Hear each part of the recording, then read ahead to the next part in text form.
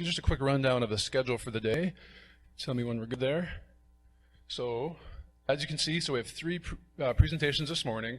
Between each one, we'll have a 10-minute bathroom coffee break, wrapping up the morning at about 12:45. I'll say a few words and discuss how lunch will go, some details there, and then we'll have another presenter, Amy Berger, in the afternoon, a combo presentation by Jenny and Adele, and then wrapping up at the end of the day, we'll have a Q&A with our four presenters up here. We'll have some cards to write down questions. Please put the presenter's name on top, and then your questions, Zach and I will collect them later in the day, and we'll disseminate them to the speakers at that point. So, excellent. So our first speaker is Dr. Adele Hite. She's from Durham, North Carolina. She's a registered dietitian and has a master's degrees in public health, nutrition, and English. She recently, very recently, in the last week or two, I understand, completed her PhD at North Carolina State, where her dissertation examined the historical, social, and political context surrounding the creation and evolution of the U.S. dietary guidelines. She writes about nutrition policy at dietdoctor.com and co-authored an excellent meal planning cookbook called Dinner Plans, Easy Vintage Meals, along with Jenny Callahan. Please welcome Dr. Adele Hite. So I'm under the spotlight. I feel like I should be dancing or something. So yeah, I just did graduate. I'm going to show you a picture. There's me in my graduation cap at North Carolina State. Yeah, thank you. My cap says Dr. Mom because I have 3 kids, and I consider them my finest achievement. And my second finest achievement is surviving the first 3 years with Dr. Westman when he opened his clinic in North Carolina, and that's sort of where my journey, my scholarly journey began. I have wonderful memories of meeting patients just like you at the clinic and hearing their stories, but what I remember the most and what I've carried forward with me is their frustration at being told what a healthy diet is and following the rules for a healthy diet and getting fatter, getting sicker, losing their energy, feeling achy and tired and hungry all the time, even though they were controlling their calories, they were avoiding fat, they were exercising. Their health wasn't turning out the way that they'd been told to eat had promised them that it would. And when Dr. Westman would teach them about a low-carb diet, and they would learn that, well, to lose weight, I need to exercise less. Yes, I heard Dr. Westman actually tell his patient, walk slower instead of faster.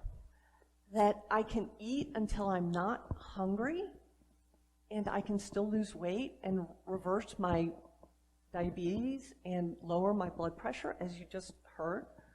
There he is right there. They were angry. They were really furious.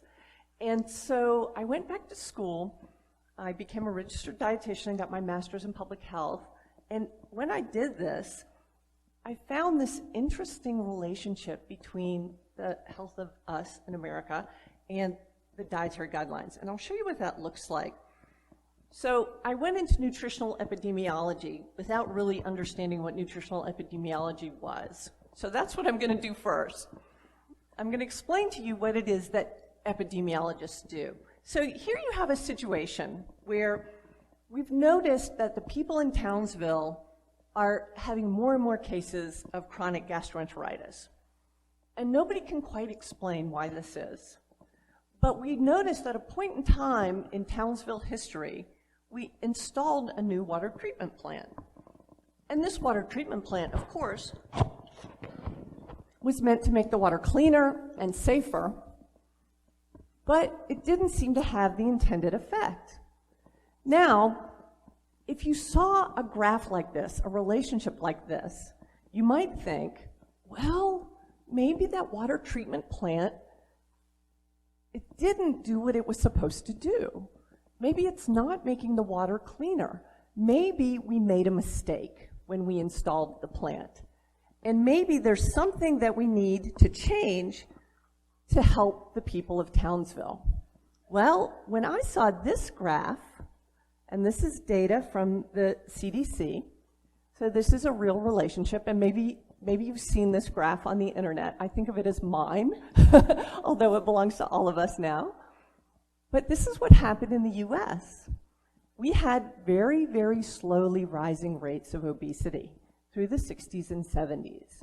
And we know now that actually during those decades, Americans were eating fewer calories because we were concerned about the rise in the rates of obesity. So Americans had already started watching what they ate. And then in 1977 and 1980, we dramatically changed the way that we think about food. And that's what my talk is going to be about today. After that, the incidence of obesity in America sort of took off. So when I started my PhD in nutritional epidemiology, this was the relationship that I was interested in. I wanted to find out what happened. Was it the diet that we were recommending? Maybe.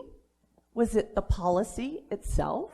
Did it change something about the food environment? Did it change something about the way that we think about food? But at the University of North Carolina at Chapel Hill, they did not want me to talk about this graph. They didn't want me to ask questions about it. They didn't want to hear about it at all.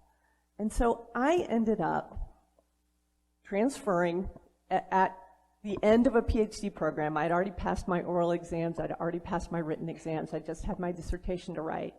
But this question of what happened at this inflection point was so important to me and burning a hole in my brain. I would literally lay awake at night trying to figure out what could have happened, that I ended up transferring to another PhD program. My family thought I was nuts. My husband was very patient with me at my ripe old age of, old.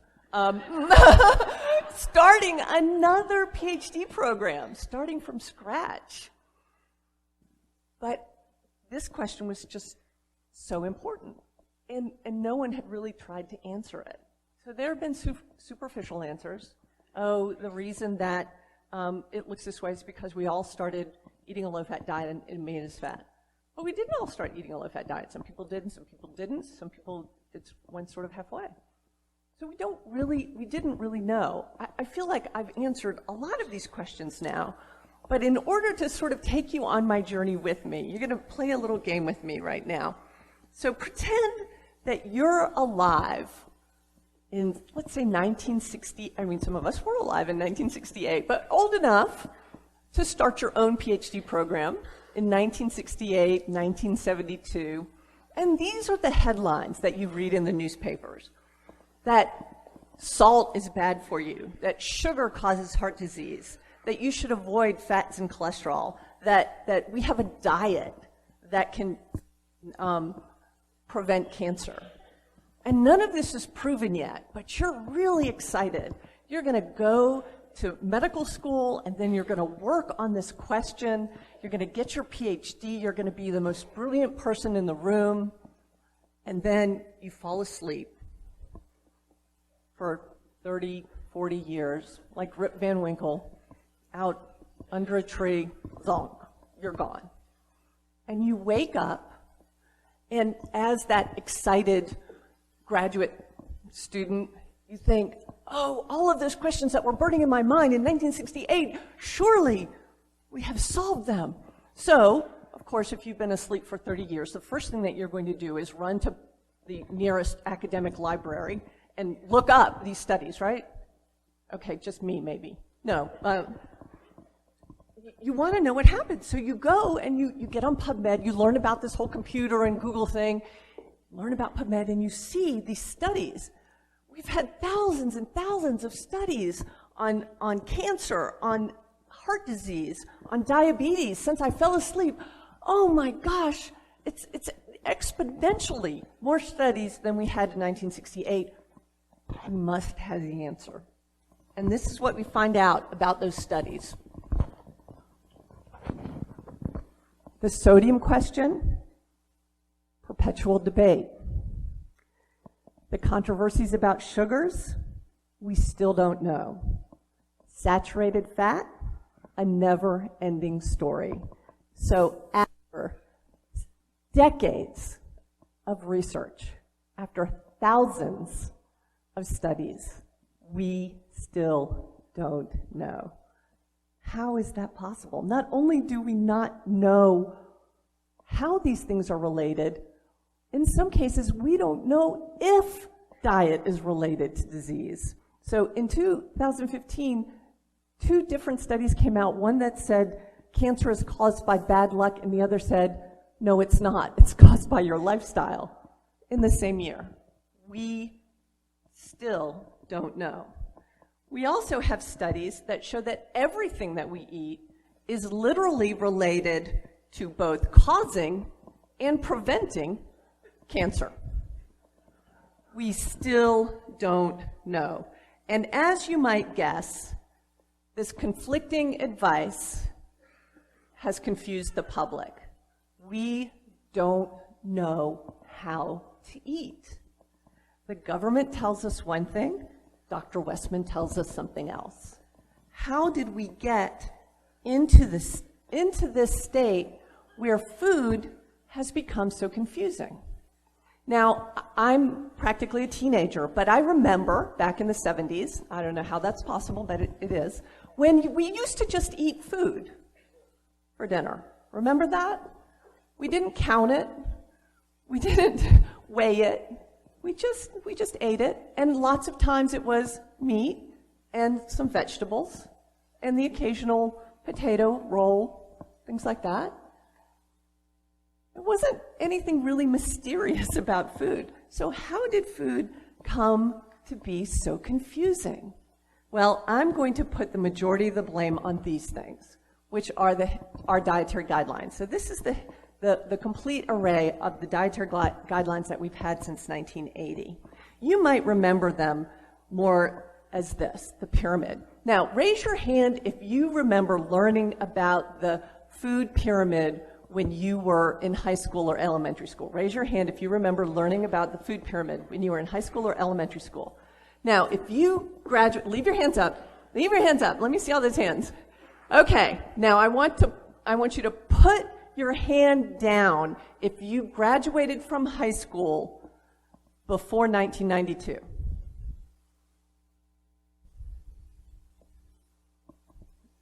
So the food pyramid that we remember as having grown up with through our childhoods didn't come out until 1992. Many of us, I'm one of them, remember this as being something I was taught in grade school and elementary school. I was embarrassed to find out it wasn't even released until 1992. But to me, that tells you how powerful this image has been. This image appeared on cereal boxes, on commercials, on food labels. This image was everywhere. Studies have shown that this image of the food pyramid, with its servings of 6 to 11 servings of carbohydrate at the bottom, is as familiar to people as McDonald's Golden Arches. This is ingrained, see what I did there? Ingrained in our brains. Now we've switched over to the plate, which, as I was saying last night, is just the pyramid squashed flat. Everything that is on this plate is the same stuff in the pyramid. And it's also what we find on our food labels. So if you look at the percentage on the right-hand side of that food label, you'll see the recommended percents of these foods to be, that should be in your diet, and that also is from the dietary guidelines. So the food pyramid, the plate, the label, all of that you see come from the information that's in our dietary guidelines. The information that's in the dietary guidelines also influences how over $1 billion in government spending is spent on nutrition research. Dr. Westman was saying just this morning that NIH, the National Institutes of Health, has yet to fully fund a low-carbohydrate study. that would be equivalent to something like the Women's Health Initiative. The dietary guidelines also direct how and what foods are produced, processed, and manufactured. So you hear a lot about how the big bad food industry is poisoning us. And I'm not going to defend them, but I am going to say that they take a lot of their direction from the dietary guidelines. The people who wait with bated breath, hovering on the edge of their seats to find out what the next set of dietary guidelines is going to say are food manufacturers. Why? Because they are going to, thank you, reformulate their product to meet whatever the dietary guidelines say. And they've been doing that since 1980, and actually before. So, how did we get here? It began with Senator McGovern and a whole story that I'm going to get into today, but I want to drive this point home clearly. No bones about it. When they created these guidelines, they did not have absolute scientific proof that they were going to reduce the number of heart attacks or the number of people suffering from diabetes or strokes or hypertension simply by changing their diet. They had no proof. Okay? Now, there was so little proof that the debate at that time was not what should dietary guidelines be, but should there be guidelines at all, because we don't have proof. Now, what has happened in the past 40 years? Well, the dietary guidelines have stayed almost exactly the same. There's been some little changes here and there. The 2015 dietary guidelines I'm going to talk about at the end and how these got a little tweak. But over the course of the history of the guidelines themselves have changed very little. But listen to this. In 2010, USDA Secretary Tom Vilsack said, the science behind these guidelines is unquestioned. How did we go from no science at all to the science is unquestioned and the guidelines didn't change at all? Well, it's not true that the science is unquestioned, because there are lots of people questioning it. Me, Dr. Westman, Amy, Jenny, and a room full of people here. So let's see if we can go explore how we went from no proof to unquestioned science. And the other point I want to make, first, that the dietary guidelines are not based on scientific proof. The other is that it really wasn't about the science at all. And that's how they got away with it. That if we had the same amount of science for low carbohydrate diets as we do for dietary guidelines, we could have low carb dietary guidelines, because the level of proof is about equivalent. This was not about the science. It was about politics. And to understand that, I'm going to take you back a little bit further in time to 1955, 1960s. So the source of our calories in a family diet came predominantly from animal foods: meat, milk and cream, including ice cream, and fats and oils. Yes, we ate some grain products. Yes, we ate some sugars and sweets. We even ate fruits and vegetables. They're about 10% of that diet.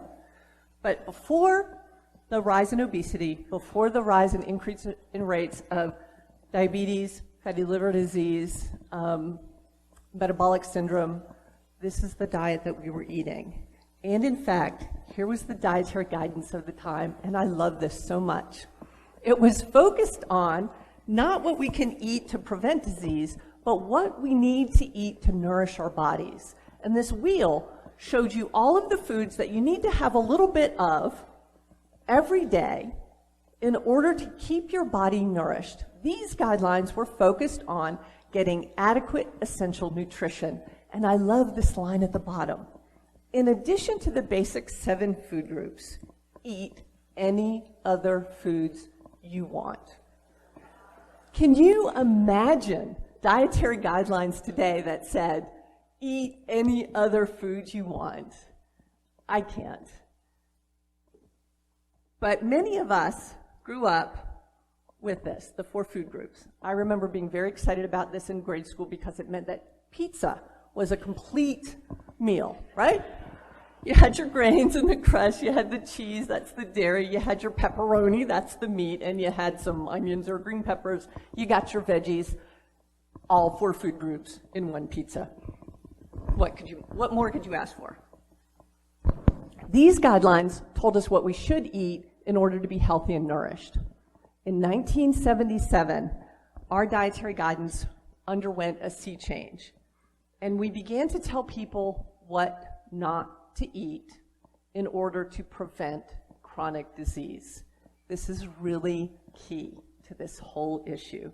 We were to decrease our calories, reduce sugars, reduce fat, reduce saturated fat, reduce cholesterol, and limit our intake of sodium.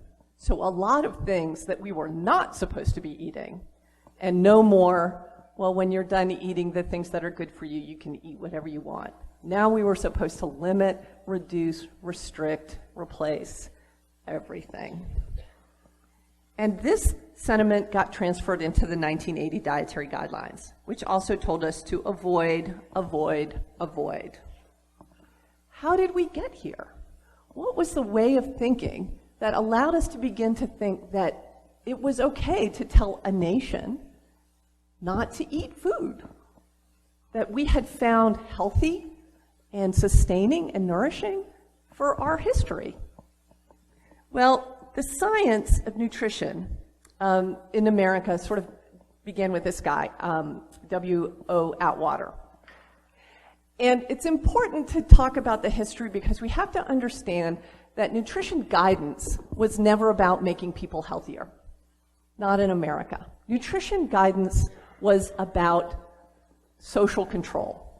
It was about solving a social problem. So W.O. Atwater got his start working for labor bureaus because they wanted to keep workers from striking. So they needed to pay workers a living wage. And they wanted to make this living wage, this is going to sound a little familiar, as low as possible.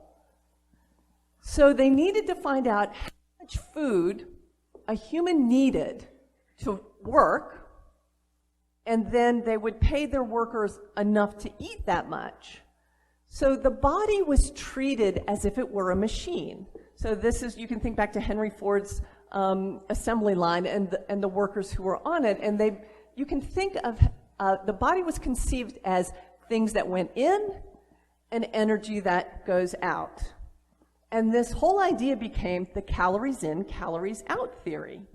And this is how we still think about the body. Anytime you're told you just need to eat less and move more, they're hearkening back to Wilbur Atwater and when nutrition was used as a way of controlling laborers. Because we treated laborers as if they were engines. We treated bodies as if they were machines. And we just need to put in so much fuel, and then we'll get fuel back out. Now, the other big change that happened in early American nutrition is the idea of hidden agents of disease. And this happened during the World Wars.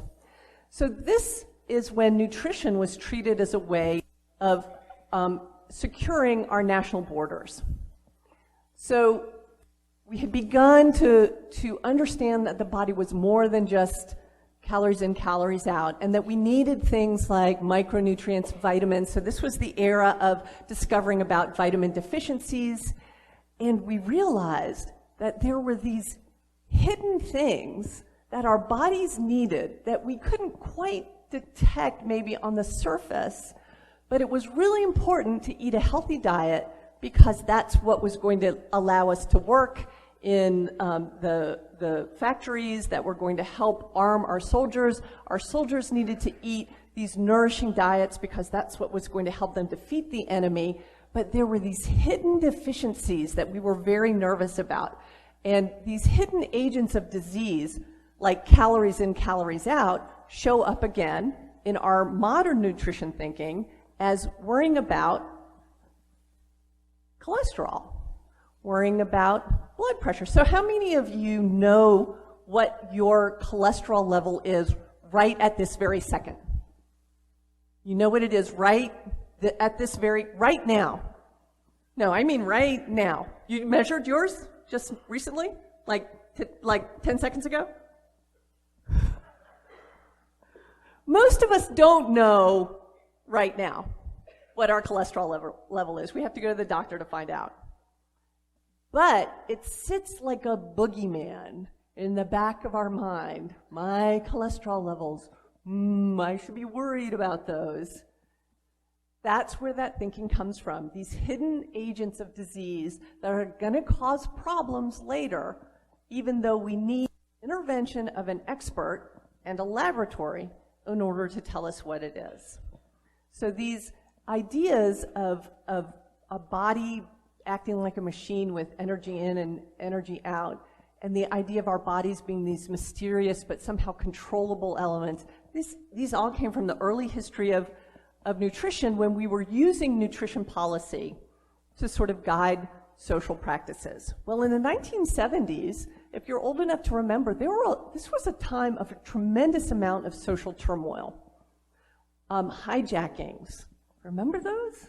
They happened all the time. Kidnappings, the civil rights movement, the women's rights movement, Watergate, the Kent State shootings. It was a little crazy those decades. And our response to nutrition at that time was also a way of trying to control all of that craziness. And what it boiled down to, this is from the very first edition of the Dietary Goals for America: decrease consumption of meat. Eating less meat was going to solve all of our problems. It was going to solve health problems, it was going to solve economic problems, it was going to solve political problems, just by decreasing meat. Now that seems like an absurd statement, but if you think back to W.O. Atwater and his idea of calories in, calories out was going to solve the labor crisis in America, that's where that thinking came from. So the next question is, what historical context led to guidelines that limited animal products? So what was happening in the world that made us think that the best way to deal with this strange historical situation was going to be to eat less meat, less saturated fat, etc.? Well, part of what was happening at the time was Ancel Keys. Now, I'm sure that a lot of you know all about Ancel Keys and his role in promoting the diet-heart hypothesis. So I'm not going to talk too much about that, but I do want to talk about the fact that nutritional epidemiology of chronic disease was a very different animal than nutritional epidemiology of diseases of vitamin deficiency. We took this idea of vitamin deficiency and studying populations that helped us solve the problems of pellagra and later on folic acid and things like that, and we transferred it to chronic diseases. But there were a lot of problems with that. First of all, we didn't know that these diseases were nutritional in origin to begin with. We didn't have any evidence of that. Also, as some of Ancel Keys' critics pointed out, is that when you're looking at these huge populations and you're linking together things that aren't necessarily linked in terms of the material world, that you can get all kinds of associations. So this slide shows a link between heart attacks and deaths from heart disease linked to fat calories. And so there's the more fat you eat, the more likely you are to die of a heart attack. Well, some other researchers came along after Ancel Keys and really critiqued that study and said, look, we can take your same data and show that there's a link between increased fat intake and decreases in deaths from stroke. That's what this slide shows. So the more fat you eat, the less likely you are to die of a stroke, according to this data. So you can take epidemiological data of this kind, and you can do all sorts of things with it. Depends on who's reading the data set and what they want to try to prove. This has been a problem since the beginning of nutritional epidemiology. But Ancel Keys was a powerful person who was well connected. And he really promoted his hypothesis that fat and saturated fat are linked to heart disease through the American Heart Association and other channels. But you have to understand that it did start off as a clinical issue. So the American Heart Association prescribed a low-fat diet for people that they thought were at risk of heart disease. It was not prescribed for an entire population. However, when we get to the 1960s and we learn about links between smoking and lung cancer, we begin to think of how lifestyle is related to ways that we can prevent chronic diseases. And this part of the story is really interesting because if you actually go back and read the Surgeon General's report on smoking from the 1960s, it had a huge impact on smoking rates. Smoking rates declined dramatically after this report came out. It also had a huge impact on how we think about cause and effect. So in this report, they argued that you could take observational data and you could draw conclusions about cause and effect. But, and this is an important caveat, the associations that you saw had to be really, really strong. So in this report, the experts who were looking at the data felt that the observational data was strong enough to show that there were links between smoking cigarettes and developing lung cancer because the hazard ratios or risk ratios were 9-fold difference between the non-smokers and smokers. However, they were so careful about declaring what was a cause and effect relationship that they did not link emphysema to smoking at the time because they didn't think that the observational data was strong enough.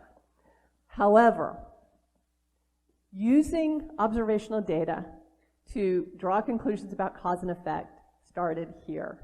Even though the data about smoking was really different than the data that we get about nutrition, this is where it began. And it undermined a lot of complaints later when we made cause and effect relationships between diet and disease. Another strong influence was a report that came out of Canada. And so Mark Lalonde, who wrote this report, linked all the bad things that humans do, smoking, drinking, having sex, alcohol, I put that one in there, eating too much, driving too fast, all of the things that we're not supposed to do were linked to these diseases. And he does go on to say that we don't have any scientific proof, does that sound familiar, for cause and effect relationships between these things. But it's so important that we begin to get people to change their behaviors, and that's the social manipulation in there. We get people to change their behaviors so that we can prevent chronic disease.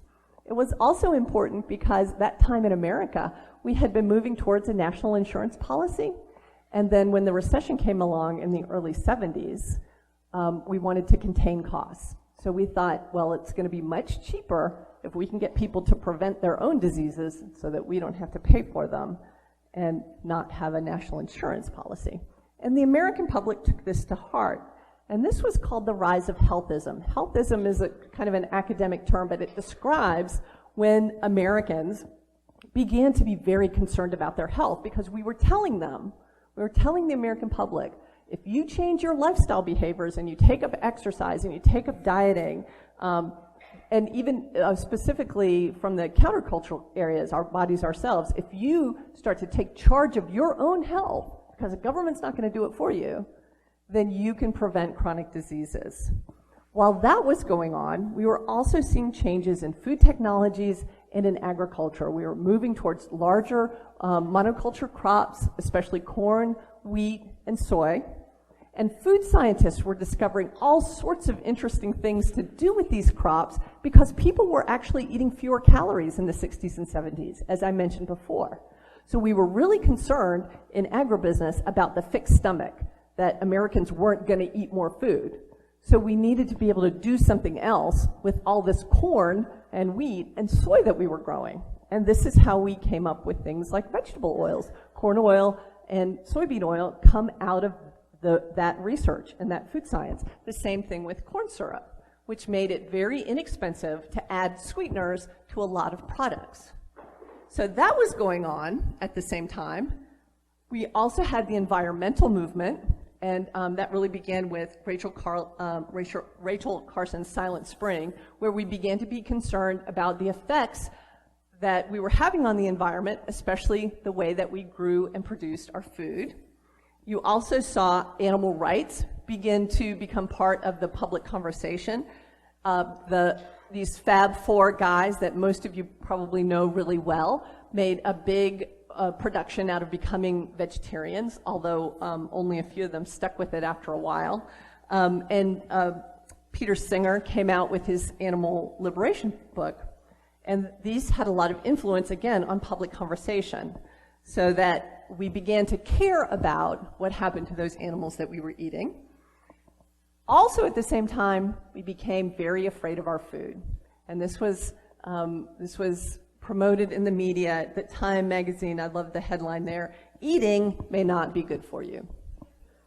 What are you going to do? And of course, Ansel Keys and concerns about chemicals and additives in our food were all part of the problem. This added on to, so we were afraid of our food, but we were also afraid of running out of food. So Paul Ehrlich published a book called The Population Bomb. There were going to be famines. People were going to start starving to death, and it was going to start now. That's how we were thinking about it in the 70s. And this seemed like it was really going to happen because in America, when the recession hit, meat prices went sky high.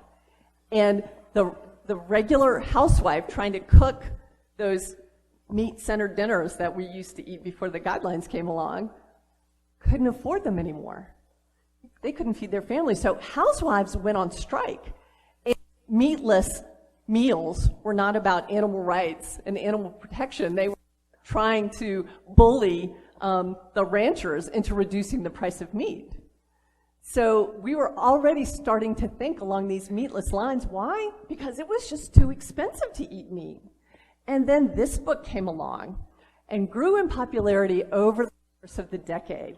Diet for a Small Planet, all of these concerns about heart disease and obesity, about animal rights, about polluting the environment, about feeding a hungry world, and provided the answer.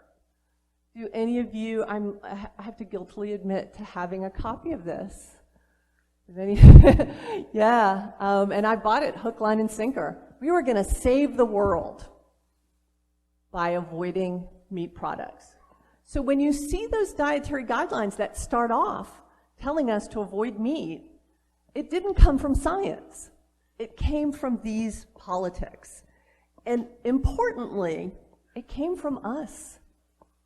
Now, it's a little embarrassing, but yeah, I was a vegetarian, and I cooked from my Diet for a Small Planet cookbook, although I want to say that at the beginning, vegetarian diets were not low-fat. They were all about some cheese and cream and stuff like that. Middle-class folks wanted to separate themselves from the working class, and we did it by taking up all of these healthy lifestyle habits. And you can see, like, the two whitest human beings in America at the time, Lee Majors and Farrah Fawcett, happily jogging, because this is what it meant to be middle class in America. You took up jogging, you took up eating a healthy diet, you bought salad. My dad, I remember in the 70s, my mother serving salad, and my dad's like, "What, did you go out in the yard and pull up the weeds? What is this?" We were going to take charge of our health, and that was going to separate us from those people who were eating burgers and smoking cigarettes and just didn't care about the environment and didn't care about animals. And we were going to separate ourselves from them. So it's important to know that Americans welcomed this change. So that brings us to McGovern. And important to know that at the time, McGovern's committee had been so successful at their original job, which was ending hunger in America. They'd written a number of policies, incredibly successful. They'd really reduced rates of hunger in America, that they needed another job or they were going to be defunded. So they were about to get the boot and they wanted to keep going. So they looked around and they went, oh, we don't have a nutrition policy. I know. We'll create a nutrition policy. Yeah, that should keep us busy and funded for at least another 20 years, right? And so they did. They started having policy hearings in the early 70s, and those hearings went on for a decade. And they heard from vegetarians, and they heard from not Ansel Keys himself, but people who with Ansel Keys, and they learned all about the diet heart hypothesis. So this was not a vegan agenda. You may have heard that our dietary guidelines came from a vegan agenda or a corporate agenda. That's not so. It came from all of these hearings that took place over the course of a decade, and they kind of to a head one day. This is from the 1974 hearing, and this is Senator Kennedy. And this hearing was supposed to be about the rising price of meat and how we were going to develop policies to help Americans actually eat more meat because meat had become too expensive to afford. And Senator Kennedy, who somehow became a nutritionist overnight, I don't know how he did it, got up and said, obesity is America's #1 health defect. While the children of West Africa melt away from starvation,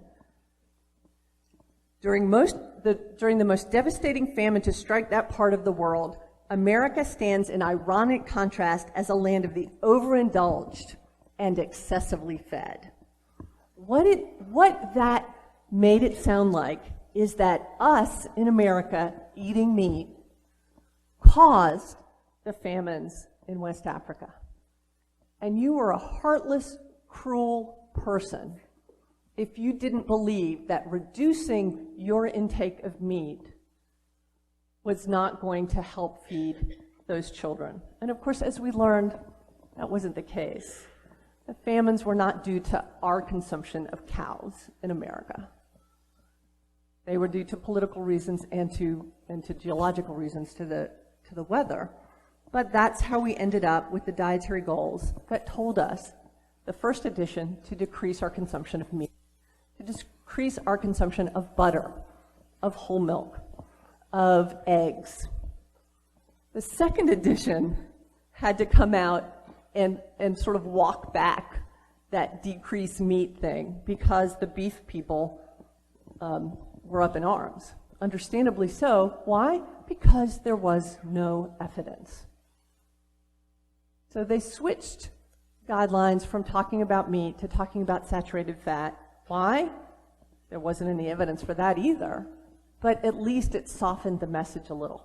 And the beef people thought, well, we can begin to produce leaner cows, and we can reduce the fat content in the meat that we produce.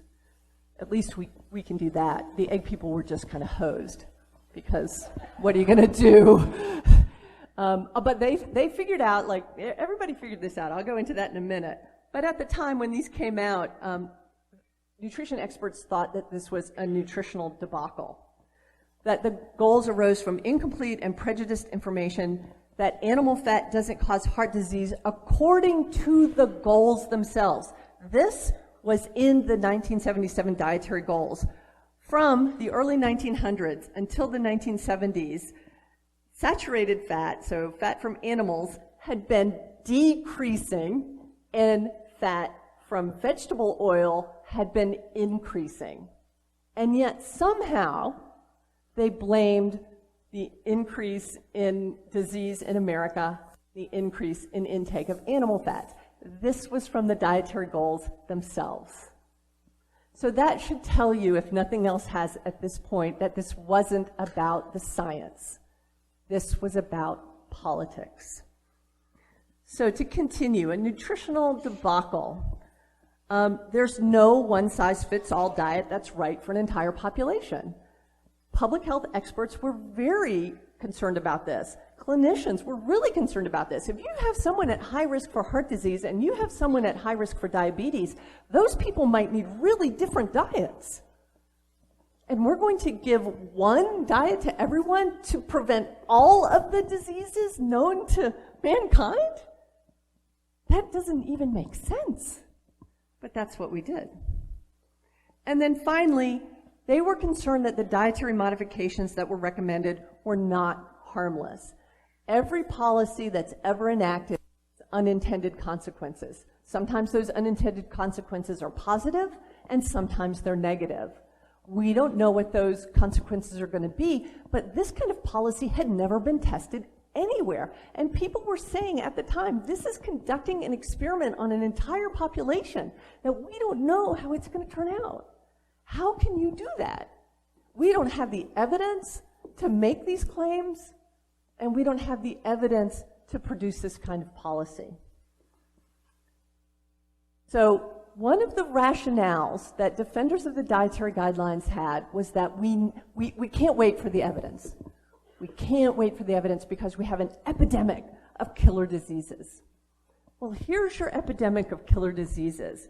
When the Surgeon General's report on smoking came out, rates of smoking went down, and along with them went down rates of heart disease, rates of stroke, and rates of non-CVD heart disease.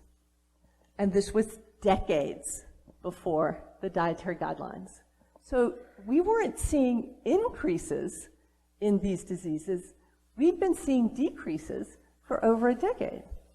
So what was this epidemic? There was no epidemic. It was about the politics. So in 1980, I can tell you just how controversial these dietary guidelines were, because in 1980, when they released the first official set of dietary guidelines that the USDA and Health and Human Services came up with, the Food and Nutrition Board at the National Academy of Sciences also came up with a report called Toward Healthful Diets. So the National Academy Food and Nutrition Board was considered the preeminent authority on nutrition in America. And they came up with a report that contradicted the dietary guidelines. This happened within months of each other. That's how controversial those dietary guidelines were, that the Food and Nutrition Board felt compelled to issue a report that contradicted them. Now, I hope you're thinking, well, why did we end up with the dietary guidelines? We have the most expert board in America releasing a report that says, in essence, this is what the report says: watch your weight, eat a variety of foods. That's the advice. They don't provide any advice for the prevention of chronic disease. They only provide advice that we've been giving to the public for many years, which is to get adequate essential nutrition. So why didn't they win? Here's the differences. The DGA says there's epidemics, that we've got the links between chronic diseases and diet figured out, and that there's not going to be any negative effects. And Toward Healthful Diets said just the opposite. Americans are healthier than ever before. Rates of chronic diseases are going down. That we don't know what the links are, and McGovern himself admitted that. And the biggest concern, the DGA may do more harm than good. But the problem was that out of these three authoritative bodies, two of them had the ability to make policy, and one of them did not. Guess which one didn't? And that's how we ended up with the goals that we ended up with. And I want to make sure that you understand that these goals were not something that were ever voted on. So at the beginning, these are dietary guidelines. When they were released, they were not voted on. There was no scientific report that came out with them, the very first ones. This was not something that the American people had any part in the decision-making process. So the Senate report came out with the dietary goals in 1977. That was the same year that Senator McGovern, in a fit of pique at the Health and Human Services, that they hadn't cured cancer, made the USDA the head of nutrition in America. Everybody thought that was crazy. USDA is about agriculture, right? It's in the name. So and the USDA folks thought that that was actually a little crazy themselves, but they weren't going to give up the money that came along with that title. They put together an ad hoc committee in 1980 and came out with the dietary guidelines. That's the same year that the Institute of Medicine came out with Toward Healthful Diets. They issued another set of dietary guidelines 5 years later in 1985. There was still controversy about it, so there was some legislation that created the Dietary Guidelines Advisory Committee that said that we need to get nutrition experts together and let them figure out what the dietary guidelines should be. And then the third edition for the dietary guidelines were created. So essentially 3 editions came out because the legislation in 1990 came out too late to really affect the third edition. 3 editions of the guidelines came out, so they were well established, not as official policy because they'd never been voted on, but they were a well-established part of how our school lunch programs get run, programs for older adults, food that we feed the military, a lot of the nutrition programs that people depend on that come from the U.S. government, all relied on dietary guidelines, even though they were never official policy in terms of a mandate until much later. So, how were the eating patterns of Americans changing? How did they change before and after the dietary guidelines? Well, first of all, of course, there were more products that were low fat, and this started actually even before the guidelines were created. So this began in the mid-70s, that we began to create these products. At first, the FDA slapped them down and said, no, you can't say all these things. But as the diet heart hypothesis became more prominent, the FDA relaxed its standards. Now, how many of you learned about gluten by reading things that said, this is gluten-free in the grocery store? You saw something that said, this is gluten-free, and you're like, what's gluten? Well, that's how we learned about cholesterol, and we learned about reducing fat and saturated fat, because we learned it from labels. So our grocery stores started to change. Our consumption patterns started to change. And I want you to notice that they started changing before 1980. So red meat went down and wheat flour went up and continued to move in that direction. We decreased our consumption of eggs, butter, lard, tallow, animal fats, and our consumption of vegetable oil went up. Now, which of those looks like the obesity slope to you? Just asking. Our consumption of whole milk went down, low-fat milk went up. Our consumption of fresh fruits and vegetables went, I can never say that, went up.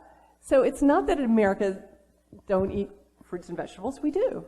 And we increased our rates over the past 40 years, even before the dietary guidelines came out. So the changes in our food supply between 1970 and 2008, we increased flours and cereal products, we increased added fats and oils. So when they say added fats, they mean oils, because it's much harder to add and more expensive to add animal fats to foods. Increased dairy, but this was low-fat dairy. Look at the calories from meat, eggs, and nuts. A whopping 19 calories. So next time you hear somebody blame the increase in rates of obesity on our increased consumption of meat, just laugh at them. Do me a favor. 19 whole calories in our food supply. Sugars and sweeteners, you know what, folks? It wasn't even the sugars. Vegetables went down a little bit, fruits went up. But look at the columns where our largest increases in consumption happened. Flour and cereal, oils added to those. And what are you making when you do those, when you put those things together? You know what? You're making granola bars. That's what you're making. And how many of us have fed granola bars to our children, eaten them ourselves, thinking, here's a healthy, low-fat food that I can eat without worrying about my health? Yeah. So the changes in the foods that we ate between 1970s and 2000 were massive increases in total calories and massive increases in sugars and starches. Our total fat went up, our saturated fat went down, and our protein went up just a little bit as well. So again, is it the calories or is it the carbohydrates? We don't know. It's both. And I'll talk a little bit more about why that might be. But we also need to notice, and I think it's important, that this also changed our agricultural economy. The percentage of food dollar that is returned to the farmer decreased dramatically after 1980 because we told the public to eat more processed foods. We told them to eat flour, oils, cereals, and those processed foods leave the farm and get value added to them in the production process, in the manufacturing process. The less processed foods, which used to make more of a profit for our farmers, we told people to eat less of them, and that's what happened. And this is also what happened.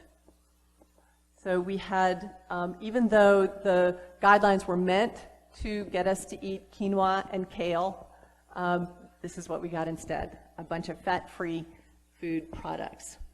We also changed the food supply in other ways. The Center for Science in the Public Interest, whose motto is transforming America's diet, which I like to say is transfatting America's diet, because they campaigned to have saturated fats removed from our food system and replaced with what we now know are unhealthy hydrogenated oils. And they had to walk this back 16 years later. One of my favorite stories from our low-fat revolution is the story of the chicken wings. So when we change anything in our agricultural economy, you pull on one string and 15 other things moved. So back in the early 1970s, some folks up in Buffalo, New York had this great snack that they invented at their bar, and they wanted to spread it throughout the country. So they needed wings. They had buffalo wings and they needed wings so that they could open franchises all over America. And so they called up chicken producers and processing plants, and they said, we need your wings. And the processing plant said, we're not going to give them to you. Americans are used to buying their birds whole, wings attached, or they buy them in quarters with a thigh and a leg and a breast and a wing. But when the dietary guidelines came along and said, you need to take that fat off, and the best possible chicken part that you can eat are boneless, skinless chicken breasts. Who here has eaten too many boneless, skinless chicken breasts? I never want to eat another one again as long as I live. But what did that do? It created a surplus of chicken wings. So when you look at Bada Boom, Bada Wings, whatever those are, and these wing places, and people going, oh, we didn't have those 40 years ago. This is what made America fat. Guess what made America fat? Boneless, skinless chicken breast that made possible having chicken wings everywhere all the time. That's really important. So, do we eat more because food is cheap or because we eat cheap food? When meat became evil, we did change our eating habits. We also were going through an economic crisis where the gap between the wealthier Americans and poorer Americans was widening. And we know that the most expensive food in the grocery store is meat. It was in the past, and it's still right underneath things like TV dinners and frozen meals are still meat. Meat is expensive. But when we switch out our protein, high-density protein foods like meat and eggs for carbohydrate foods, what happens? Don't worry about the rest of the graph, but if you look on your left, that's what happens when you eat a high-protein meal. Your entire calorie consumption goes down. And I'm using the word high, but really adequate. Look on the right. This is what happens when you eat a low-protein diet. Carbohydrate consumption skyrockets. Why? Because you have to eat a lot of carbohydrate to get the protein that you need. And your body needs protein. And what happened as a result is that our older Americans have suffered. These nutrition feeding programs that the USDA has, they're getting plant-based proteins.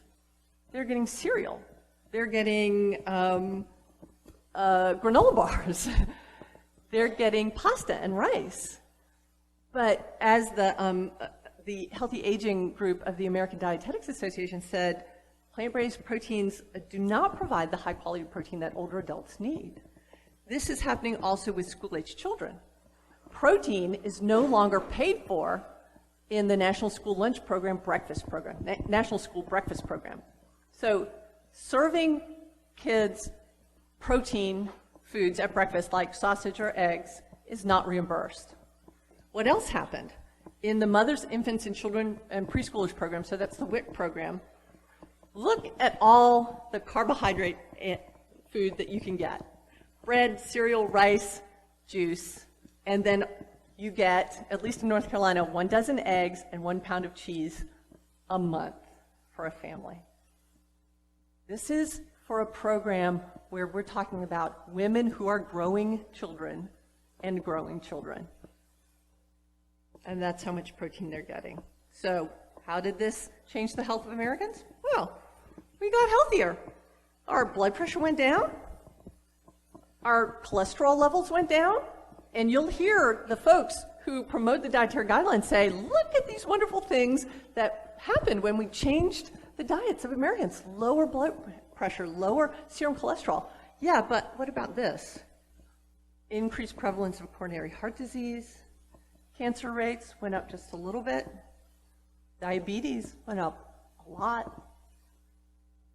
And when you go to a dietitian to get help for any of those conditions, what you're going to get is a one-size-fits-all diet, even though you're in a clinical setting. Even though the Academy of Nutrition and Dietetics says people are not all alike and one size does not fit all, it also says the base of most healthy people's diet should be fruits, vegetables, whole grains, and lean protein. So the public dietary guidelines have infiltrated clinical advice. So why is nutrition science so confusing and contradictory? I put the blame on nutritional epidemiology of chronic disease, which began in the 1980s. The folks at Harvard and the Nurses' Health Study were studying contraceptive use, and they saw the winds of change when the dietary guidelines came out, so they started issuing food frequency questionnaires. And they issued them to a population of nurses who were whiter, thinner, more health conscious, better educated, and had better access to health care than the rest of the population. These were already healthy people. It didn't matter what advice you gave them.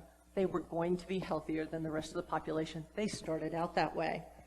So when we had dietary guidelines that told us to eat, to avoid eggs and to not eat bacon, you had these nurses, which I call the blue bow tie effect. You have people who are going to follow public health directives no matter what they are. So if public health folks had told me in 1970s, you need to wear a blue bow tie every day, and that'll help you prevent heart disease. And by the way, eat a vegetarian diet. I put on my blue bow tie. I feel a little silly, but that's what I'm going to do. And I followed all the rest of the rules. Ultimately, for me, it didn't help. But a lot of people who, again, are going to be healthy anyway, they're already following all of these rules. And the people who don't follow the rules, well, you have the expected results. So we've seen these studies about red meat consumption and mortality. Eating red meat increases your chances of dying from heart disease and cancer. But if you look closer at the fine print, you'll find out that the men and the women with the higher intakes of red meat were also more likely to be inactive and current smokers, to drink alcohol, and to be overweight in general. So these were already unhealthy people. Is it the red meat that made them that way? Probably not. What we found is that dietary guidance, the effects of dietary guidance depend on who's getting it. So on the left, you'll see the link between diabetes and consumption of eggs in the US. And it shows the slope going up. The more eggs you eat, the more likely you are to get diabetes. Now the slide on the right is non-US studies. Look at the link between increased consumption of eggs and likelihood of getting diabetes in that one. It's flat. There's no change. You eat 4 eggs a day, you eat 6 eggs a day, you don't get increased diabetes. How is that possible? Should we all just move to Japan and Canada? That's where those studies were done. And then we won't get diabetes from eating eggs? No, it's because the people who are eating eggs in America are people who are already ignoring health guidance. So the eggs have nothing to do with it. And then there's headlines like this: higher fiber diet linked to lower risk of death. Now, what's your risk of death? I don't know about you, but it's 100%, as far as I'm concerned, you're going to die. But you see these headlines because we've conflated risk with links. And Alice and Fred Ottoboni have this wonderful line. They say, computation of risk is only valid if we already know that there's a cause and effect connection. And do we know that there's a cause and effect connection? Not with observational studies. Observational studies never show cause effect, but that doesn't stop people from saying that they do. So there's a wonderful study that shows that lots of times these observational studies are reported as causal, and they're also reported as to be potential policy recommendations. And they also treat an observation of a specific population, like nurses, should be generalized to everybody. This is a problem because we end up with headlines that say things like, you can prevent cancer, you can prevent heart disease, you can prevent diabetes by following this advice, but there's no cause-effect link. And you end up with comments like this: the healthiest people in the US are the ones who are the best educated, who make the most money, they choose the best foods, they're the healthiest people. Are they healthy because they choose the best foods, or are they healthy because they're already going to be healthy? This is what my husband says, and I have to credit him with this line. We see a very strong association between the increased rates of studies about nutritional epidemiology and rising rates of obesity. Does that mean that increased studies from nutritional epidemiology cause obesity? I think it does. That's what I think. Johnny Anitas thinks that nutrition epidemiology is a scandal and should be thrown in the waste bin. I think he's right. This is what clinical trials tell us. Saturated fat has, whether you eat less fat or less saturated fat, it has no impact on mortality, CVD mortality, myocardial infarction, stroke, cancer, or diabetes. Those are from clinical trials. So are ideas about nutrition changing? I'm happy to say that we've gone from this to this. So yes, they are changing. Thanks to the hard work of people like Eric Westman and many other researchers out there. Our dietary guidelines are slow to catch up. You saw headlines maybe in 2015 that it's the end of the low-fat era. And we even had my professional organization say that de-emphasizing saturated fat is a good idea. But the cholesterol restrictions, while they've taken the number away, they still want you to eat as little cholesterol as possible. The limits on fat aren't gone. They're still there, capped at 35%. We are seeing more pushback about sugar. So when you have the New York Times and Gary Taubes agreeing on something, things are changing. And you have these wonderful graphics coming from David Unwin in the UK that begin to make the connection between sugar and starch. So the agreement that we should stop eating sugar is soon, I think, going to turn into that applies to starch as well. And the defining moment came a year ago in Zurich, Switzerland, where David Unwin on the right confronted Darush Mazafarian on the left, who's an epidemiologist. David Unwin is a clinician who has made incredible headway in the UK, getting low-carb programs picked up as a way to reverse diabetes. And David Unwin stood up and he said, Dr. Mazafarian, I would like the changes, the amazing changes that we heard about this morning. I would like to be able to help get that into the medical literature. And Darush Mazafarian said, clinical experience is the worst kind of observational evidence. And he wasn't quite booed off the stage, but people contacted David Unwin afterwards to apologize for that remark. I don't know that he did, but other people did, because clinical experience is where we start. And this is where the revolution is going to come from. This is where our changes are going to come from. They're going to come from the doctors and the patients that are here today. And that's all. Thank you.